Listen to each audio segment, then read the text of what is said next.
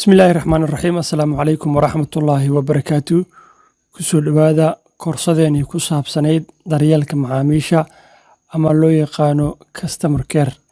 Koorsadana waa koorso muhiim u ah dhammaan bulshada ku lugta leh ama xiriirka la leh ganacsiyada sida shaqaalaha shirkadaha, maamulada ganacsiyada, dhammaan qof walba oo ku lug leh ganacsi ayay saameyn ku leedahay inuu barto.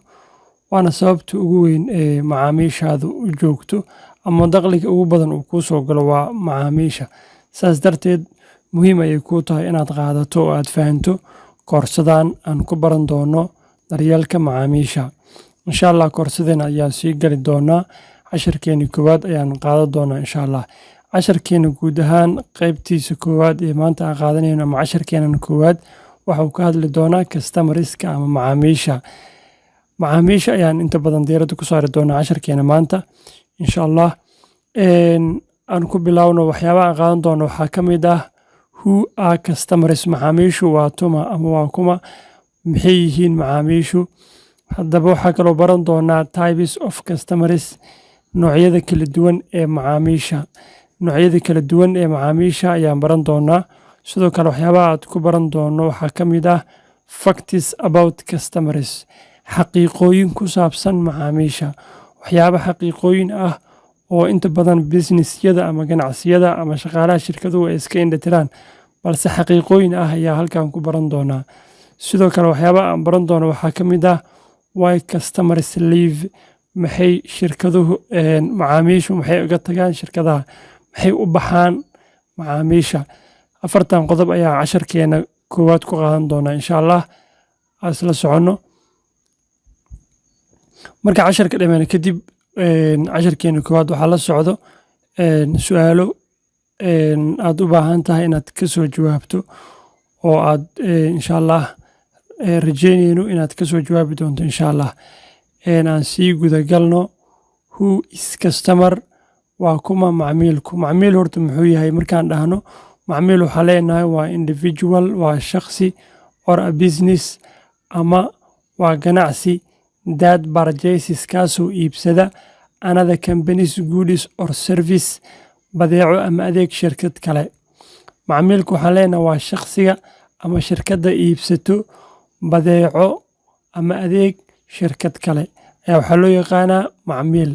Si kale haddii aan u dhigno waxaa leenahay macmiilku waa qof walba oo wax ka iibsada shirkadaada. Wuxuu noqon karaa ganacsi ama shirkad, wuxuu kaloo noqon karaa shakhsi. Marka labadaba wuu noqon karaa. Sidaas darteed macmiil waxaa leenahay waa qof walba wax ka iibsada ayaa waxaa loo yaqaanaa macmiil. Waayahay. Who are customers? Maxay yihiin daba macaamiisha? Daba macaamiil markaan dhahno muhiim ayay inoo yihiin. Waan arki doonaa muhiimadda ugu weyn ee macaamiisha inoo hayaan. Marka waxaan leenahay macaamiishu they are most important people in any business. Waa dadka ugu muhiimsan ganacsi walba. Ganacsi walba dadka ugu muhiimsan ee jooga waxaa loo yaqaanaa macaamiisha. Macaamiisha marka waxaa leenahay waa the most important people in any business. Ganacsi walba dadka jooga ee ugu muhiimsan waa macaamiisha. Sababtoo ah waxaa laga yaabaa inaad isdhahdo waxaa ka muhiimsan shaqaalaha, waxaa ka muhiimsan madaxda shirkadda iyo dad kaloo la mid ah ama milkiilayaasha iska dheh, balse dhammaantood waxa ka muhiimsan waa macaamiisha. Macaamiishu shirkadda ayay dakhli soo geliyaan, balse dadka kale aad sheegayso oo dhan shirkadda ayay wax ka qaataan ama ganacsigaada ayay lacag ka bixiyaan, balse macaamiishu lacag ayay soo geliyaan ganacsigaada. Sidoo kale waxaa leenahay they are not depending on us. Macaamiisha iyaga naguma tiirsan annaga, balse we are dependent on them. Iyaga ayaa ku tiirsannahay. Macaamiisha ayaa ku tiirsannahay oo macaamiisha haddii ay ganacsigeena imaan waayaan annagu ganacsigeena sidaa ayuu ku burburayaa. Laakiin iyaga haddii maxaa la yiraahdaa ganacsigeena way ka maarmi karaan oo meelo kale ayay heli karaan. Sidaas darteed waxaa leenahay they are not dependent on us, we are dependent on them. Iyaga ayaa markaasi ku tiirsannahay. Sidoo kale waxaan leenahay macaamiishu they are not interruption to our work. Shaqadeena caqabad kuma ahan, dhib kuma ahan shaqadeena.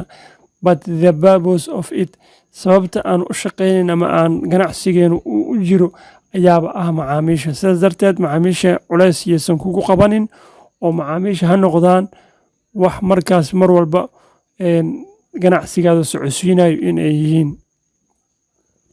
Sidoo kale waxaa leenahay they are part of our business. Sidoo kale waa qayb ka mid ah ganacsigeena. Macaamiisha waxaa leenahay waa qayb ka mid ah ganacsigeena. They are not outsiders. Ma ahan dad ganacsiga banaanka ka ah. Waa arki doonaa noocyada kala duwan ee macaamiisha markaan fiirinayno. Waxay macaamiishu ka mid yihiin insiderska ama dadka saameynta ku leh ganacsigaada ayay ku jiraan. Marka waxaan leenahay they are not outsiders. Ma ahan dad outside ka ama banaanka ka ah ganacsigaada. But they are insiders. Waa kuwa gudaha ganacsigaada ku jira. Sidoo kaleeto ganacsiyada macaamiishu waxyaabaha muhiimka u tahay waxaa ka mid ah they give us favor when they came in. Sidoo kaleeto isxaan ama ay noo sameeyaan oo way noo yimaadaan oo lacag ay noo keenaan. And we are not doing favor by serving them. Anaguna wax isxaan ama wax berjilaac uma sameyno marka aan u adeegayno. Sababtoo ah lacag ayaan ka qaadanaa, adeeg ayaan siinaa. Sidaas darteed lacagta dad qofku soo gelinayana waa in mar walba aad tixgelin siisaa. Sidoo kale they deserve waxay u qalmaan most courteous attention. Waa in mar walba aan siinaa dareen fiican waa inaan siinaa macaamiisha. Because maxaa yeelay they are life blood of every business. Ganacsi walba waxa uu ku shaqeeyo ama waxa uu ku nool yahay ama dhiigga uu ku nool yahay ganacsi walba ayaa waxa uu yahay macaamiilka. Sidaas darteed daryeel u sameey macaamiishaada oo ka taxadar oo la soco xaaladahooda oo mar walba ay yimaadaan businesskaada inaad ka warqabto ayaa laga rabaa. waayahay halkan waxaan ku qaadanaynaa facts about customers. Waa xaqiiqooyin ku saabsan macaamiisha. Xaqiiqooyin inta badan businessyada ama ganacsiyada ama shirkadaha ama shakhsiyaadka ka shaqeeya shaqaalaha xitaa madaxda mararka qaar ay iska indhatiraan ayaa jiro. Balse halkan ayaa ku baran doonaa facts about customers. Waa xaqiiqooyin ku saabsan macaamiisha.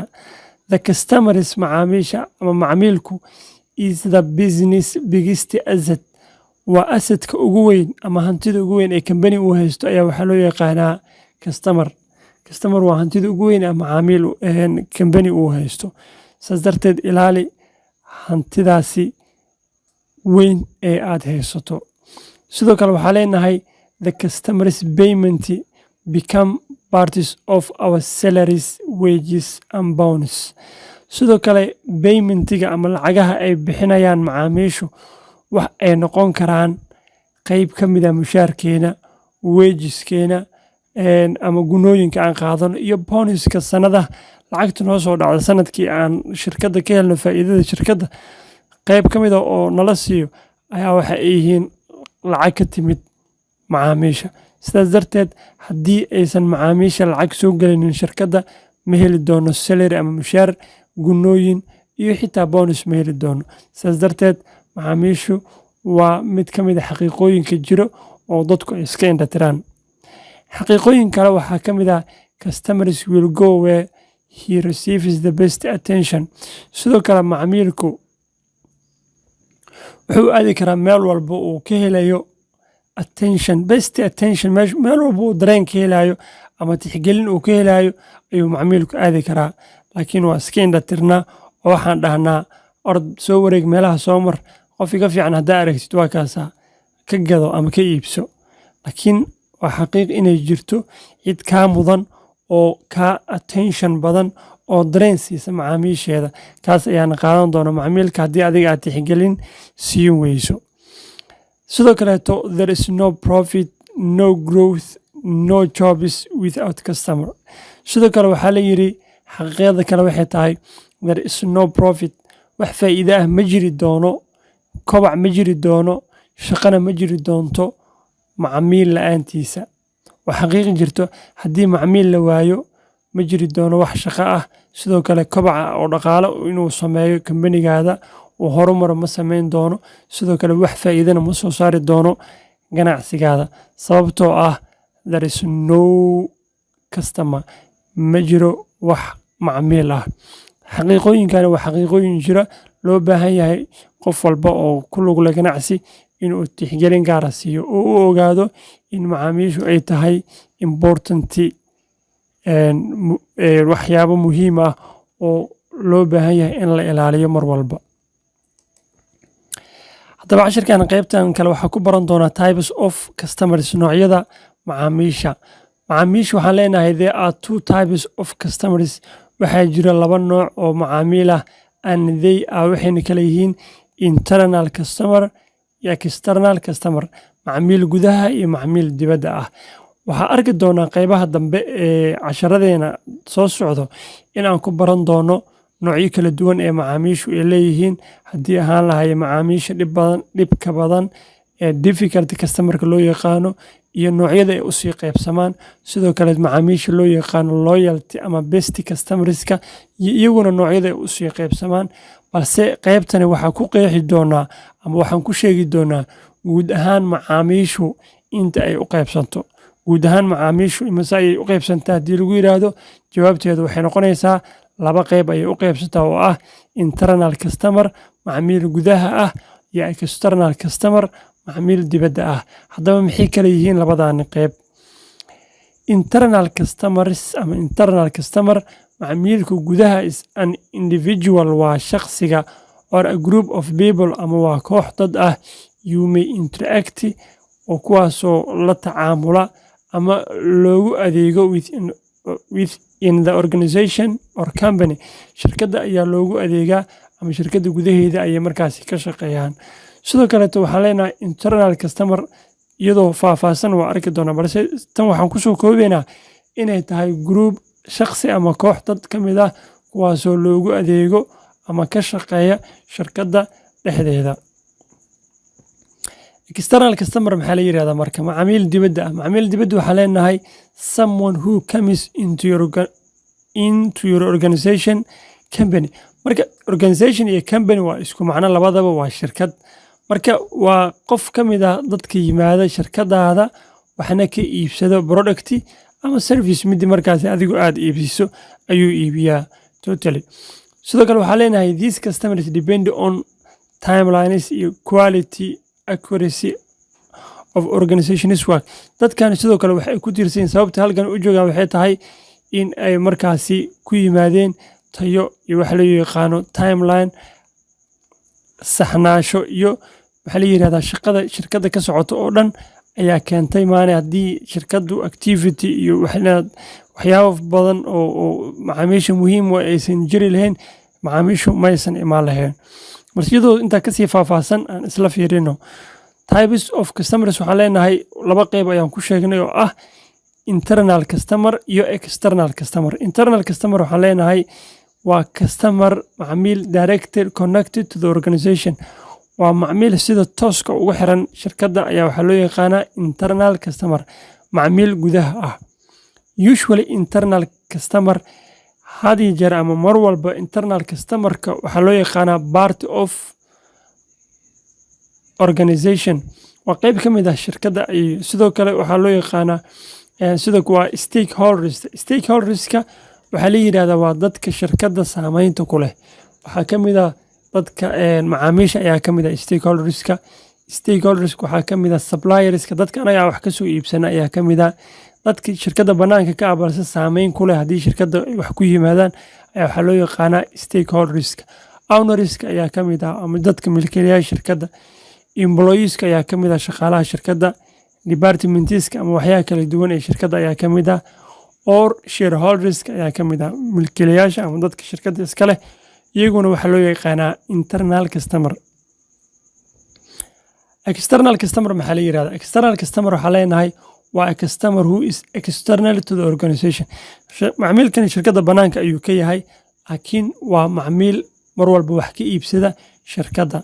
Tusaale waxaan leenahay waa example, anyone buying something, qof walba shirkadda wax ka iibsada waxaa loo yaqaanaa external customer. Balse marka uu saameyn kugu yeesho uu muddo badan ka adeeganayo ama uu macmiil joogto ah ku yahay, waxaa loo yaqaanaa lifetime ama loyal customer marka uu yahay wuxuu noqonayaa internal customer.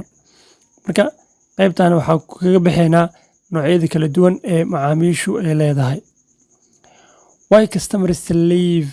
Maxay macaamiishu shirkadaha uga tagaan marka? Macaamiishu maxay u baxaan?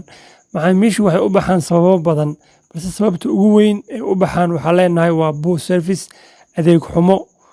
Waa sababta ugu weyn ee aan koorsadan u diyaarinay.